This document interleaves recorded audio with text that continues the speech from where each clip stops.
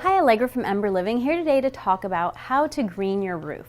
You know the expression, an ounce of prevention is worth a pound of cure? Well, the same is true for your house. If you can prevent heat from coming into your house, it's much cheaper to do that than to then turn on your air conditioning to compensate for all the heat that has entered your house.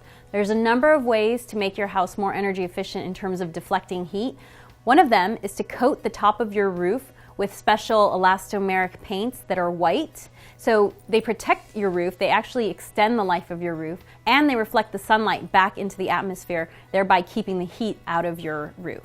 Another thing that you can do is install an attic fan. Your attic is an area that becomes very, very hot, and it kind of makes it so that your house is wearing a sweater. If you can vent out that hot air and allow cool air to move through there, it will keep your house much cooler. Another thing you can do is when you're replacing a roof, you can look for reflective materials that are built into the underside of roof materials.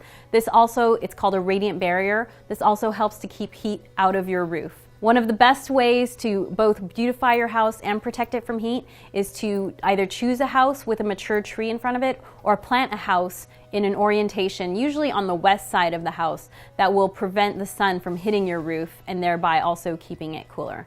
And finally, one of the best things that you can do for your house in terms of energy conservation is to put insulation into it. And you don't just have to do this when you build the house. You can add insulation after the fact, either by putting in more batting or by using what's called blown-in insulation. With blown-in insulation, they literally just make a little hole in your wall and pump insulation into the crevices. And by adding a layer of insulation into your walls, you'll save yourself a lot of money in terms of energy further on down the road. And finally, there are a lot of rebates available and federal tax credits for doing these sorts of improvements to your house. Check out the website dsireusa.org to find out what's available in your area.